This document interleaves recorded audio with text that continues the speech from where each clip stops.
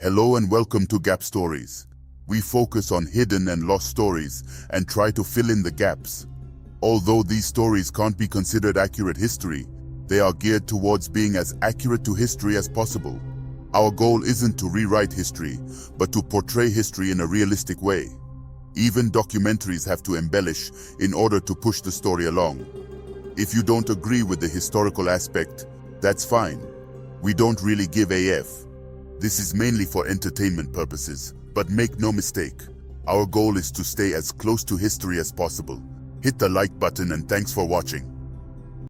The sun rises over the palace of King Narmer. The air is thick with tension as Narmer prepares for his wedding to Princess Neith. The court is abuzz with excitement and the palace is adorned with flowers and torches. The people of Upper Kemet gather outside, eager to witness the union of their king and the princess of Lower Kemet. Narmer stands before the mirror, adjusting his ceremonial attire.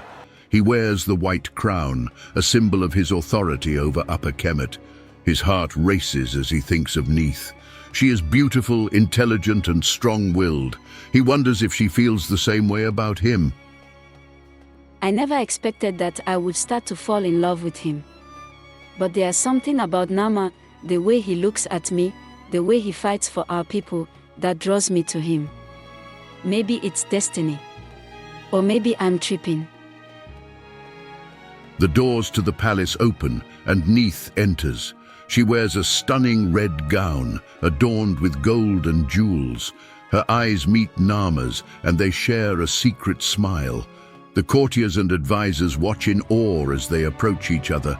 Narmer takes Neith's hand, and they stand before the priestess. She recites the ancient vows, binding them together in marriage. The crowd cheers, and the musicians play joyful tunes. Narmer and Neith kiss, sealing their union. Ext, palace courtyard, day.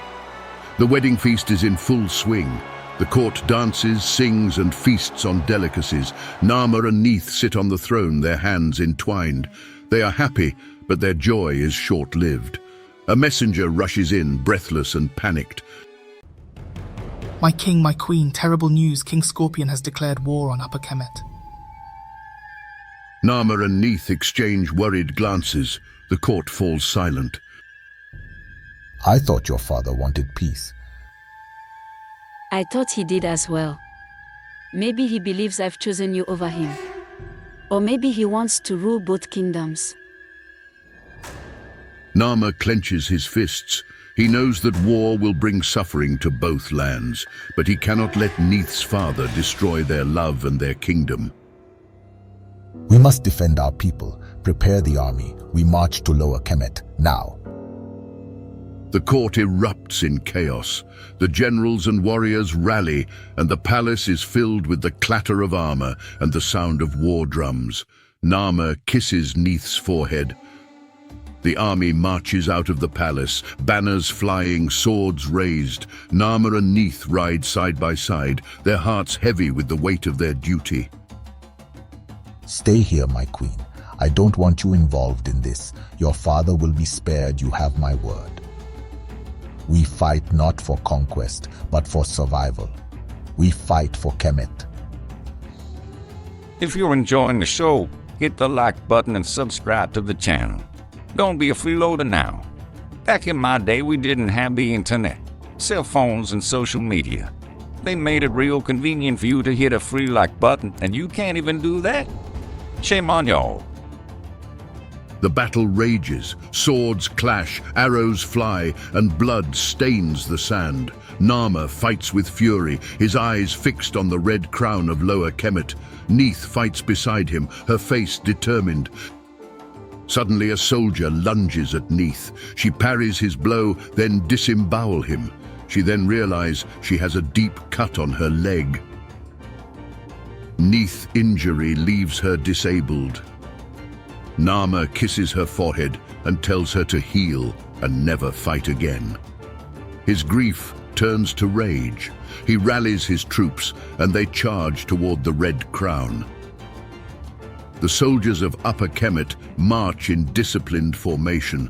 Their armor gleams and their swords are sharp. They are battle-hardened, loyal to their king and ready to avenge their wounded queen. Narmer's generals ride beside him. Among them is Senan, a seasoned warrior who has fought by Narmer's side since the early days of unification. Senan is etched with determination, and his eyes mirror Narmer's resolve. My king, we are approaching the border with Lower Kemet. King Scorpion's forces await us. Prepare for battle, Senan. We fight not just for vengeance, but for a united Kemet. Our love, our people, they deserve peace and prosperity. The two armies face each other across the vast expanse. King Scorpion, a cunning ruler, stands at the forefront of his forces.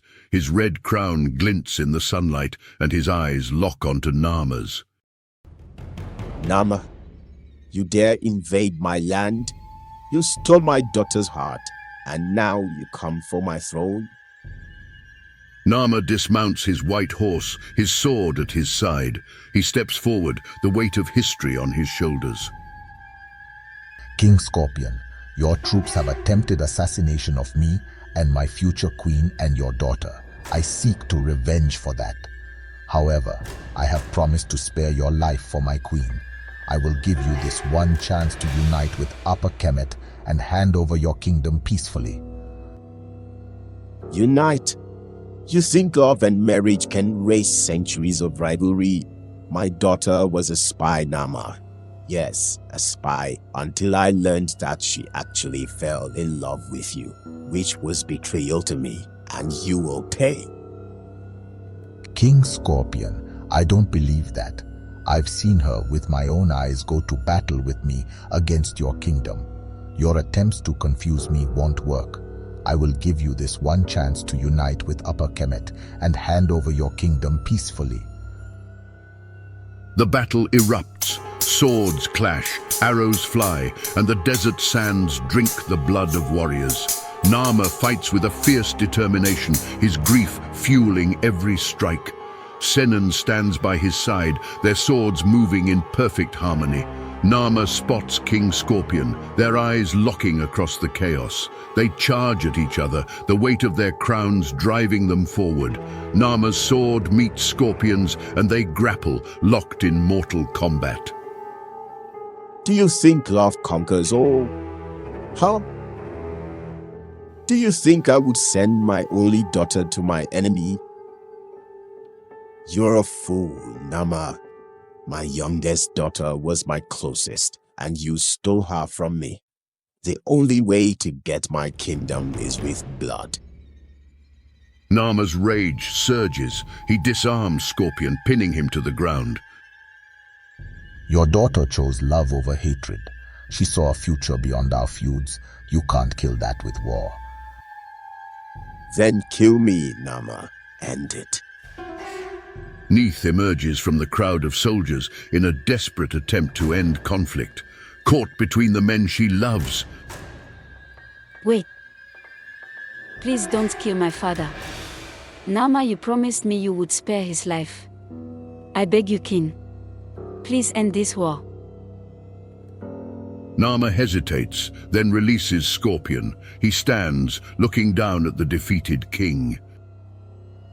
Okay, my queen, as you wish.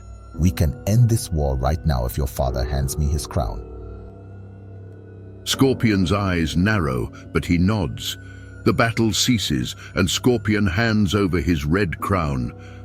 King Narmer takes off his white crown and places the red crown on his head, symbolizing a change of power. Narmer turns to his generals. I will rebuild Kemet to a more peaceful and harmonious dynasty. No more division, no more conflict, and I alone will wear both crowns. The soldiers cheer, and the desert wind carries their victory across the sands. Narmer's triumph is not just on the battlefield, but in the hearts of his people. The double crown rests upon his head, symbolizing unity and a new era for Kemet. Love and courage have prevailed, and the legacy of Narmer and Neith will echo through the ages. This story is to be continued. If you like what you see, please hit the like button and subscribe to the channel. Also hit the notification button to be notified when the next episode is dropped. Also share this video with your friends. Why? Because this ish is dope. Tune in for the next episode of Gap Stories.